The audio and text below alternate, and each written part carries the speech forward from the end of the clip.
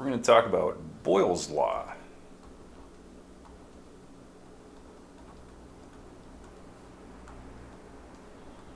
I mentioned this the other day in our lecture, and I wanted to touch on it again. I'm going to do a video of the different laws. There's like three different, there's Boyle's law, Dalton's law, and Henry's law. And I remember those always just goofed me up, something fierce when I was in school. And so I want to do a video on all of those because they are very important to know. But we're going to finish up talking about how we breathe and kind of relate the anatomy that we talked about to the actual process of breathing. And in order to do that, we have to understand how gases work, gases and fluids. So maybe just molecules, right? This is how molecules function. And so Boyle's law is one of the first laws that we need to talk about. And Boyle's law states, Boyle's law deals with the volume of a container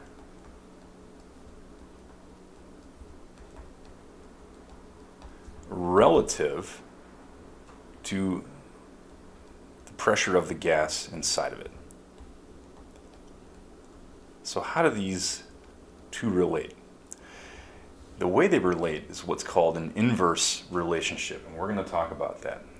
So scenario one, the size of the container increases.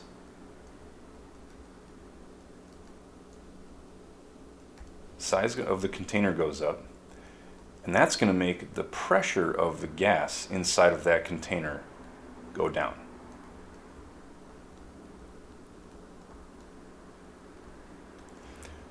Similarly, if we decrease the size of the container, if we make the container smaller, the pressure of the gas inside that container is going to go up.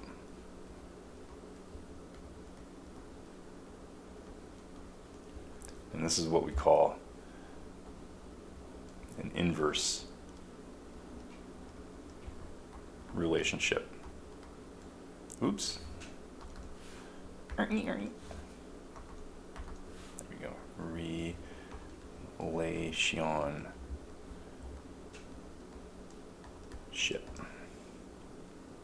Versus what we call direct relationship. If something was direct, if one thing goes up, the other thing goes up. Like Colin's happiness relative to my cookie intake.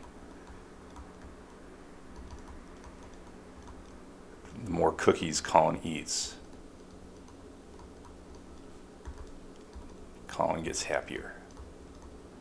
Right? That's a direct relationship. A different Colin. I don't talk about myself in the first person like that. That'd be pathetic. All right. So now that we understand Boyle's law and how these gases interact, or how the pressure of the gas and the container relate to each other, we're going to talk about diffusion.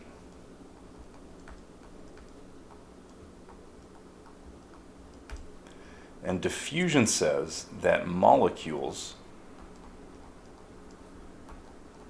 want to move from an area of high pressure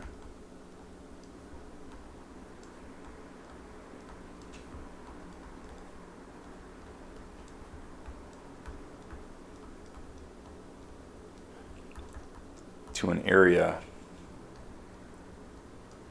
of low pressure.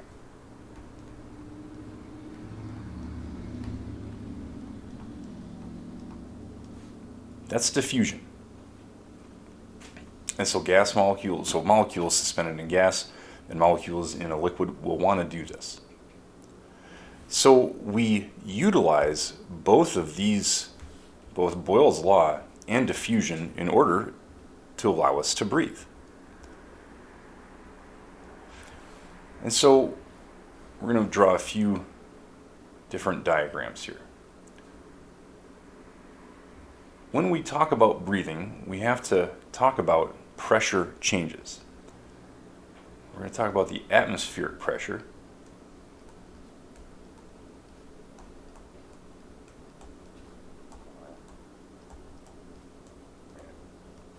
And the atmospheric pressure is 760 millimeters of mercury. And that's just a unit a common unit that's used to measure the pressure. And that is equal, we're going to talk about partial pressures later. That's like the pressure of nitrogen plus the pressure of oxygen plus carbon dioxide.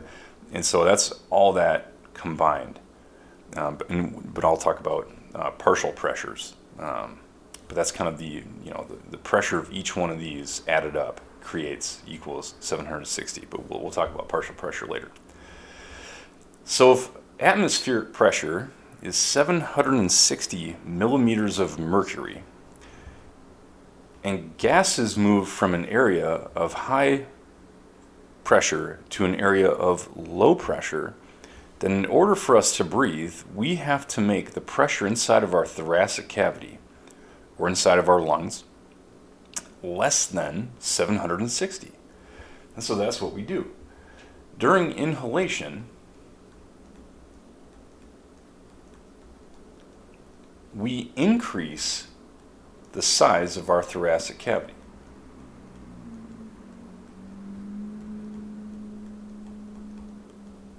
And that increase in size, because the thoracic cavity is a container, so the increase in the size of the thoracic cavity will cause a decrease in the pressure within the thoracic cavity.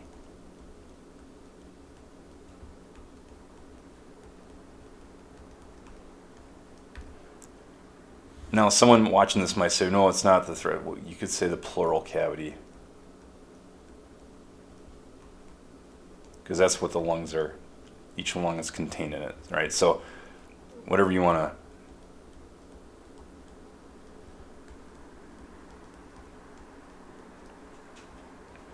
And so during inhalation, now how do we make the thoracic cavity larger? Well, we have a few mechanisms for that. Here's our chest.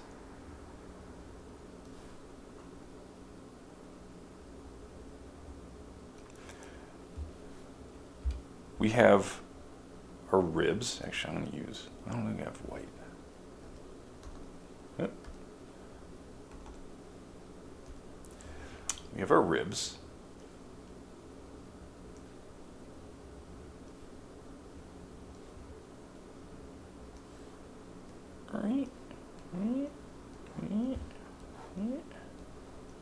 Right, and here's our sternum. Might as well draw that in here.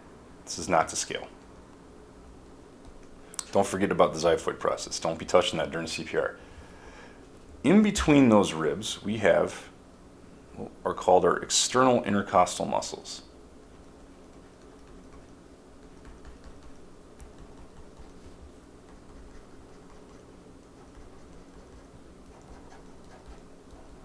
Right? And then underneath those ribs, we have our diaphragm.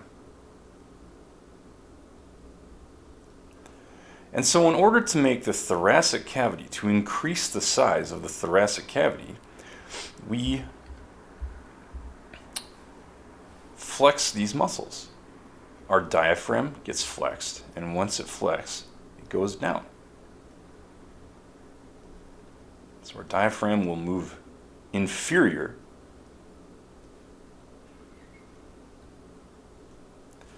and then our external intercostal muscles will lift the rib cage up and away.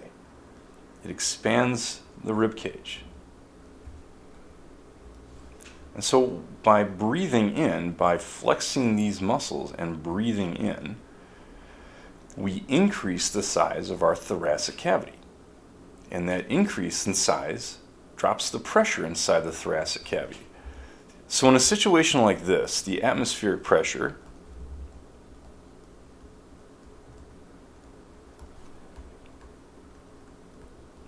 like we talked about is about 760 millimeters of mercury. Well, when we breathe in, the pressure inside of our thoracic cavity, what we're going to call the intrapulmonary, I thought I changed it, well, whatever. Intrapulmonary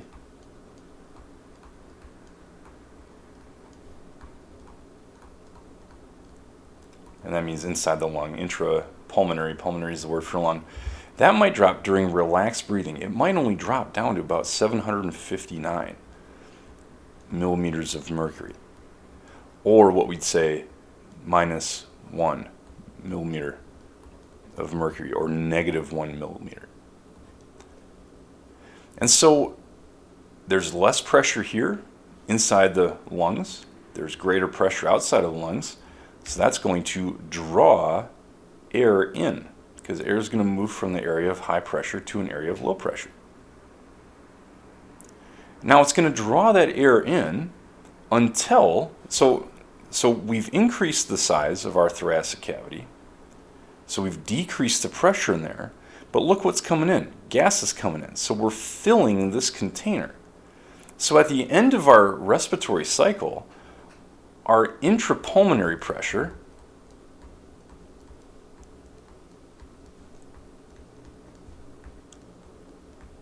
is going to fill to where it is going to equal atmospheric pressure.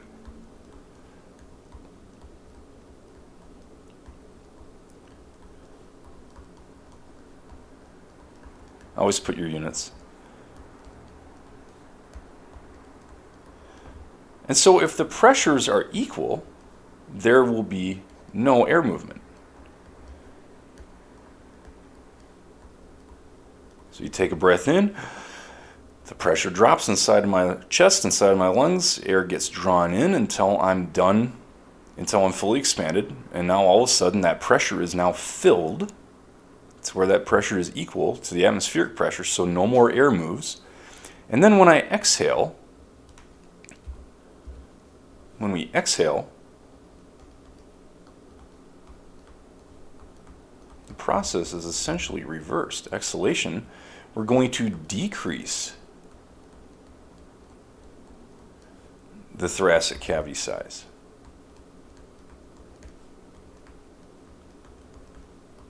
And remember, back up to Boyle's law, if you decrease the size of the container, the pressure of the gas will increase inside of that container. And since we know that with diffusion, molecules want to move to an area of high pressure to an area of low pressure, during exhalation, we reverse this process.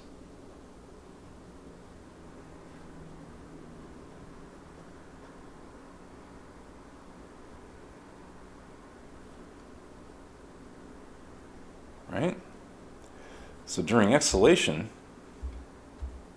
where's my yellow? There it is. These muscles, our diaphragm and our intercostals, they relax. Wait, there we go. They relax. Actually, it's be more accurate this way. So it's going to make the size of the thoracic cavity much smaller. And if we make the container smaller, so the diaphragm relaxes.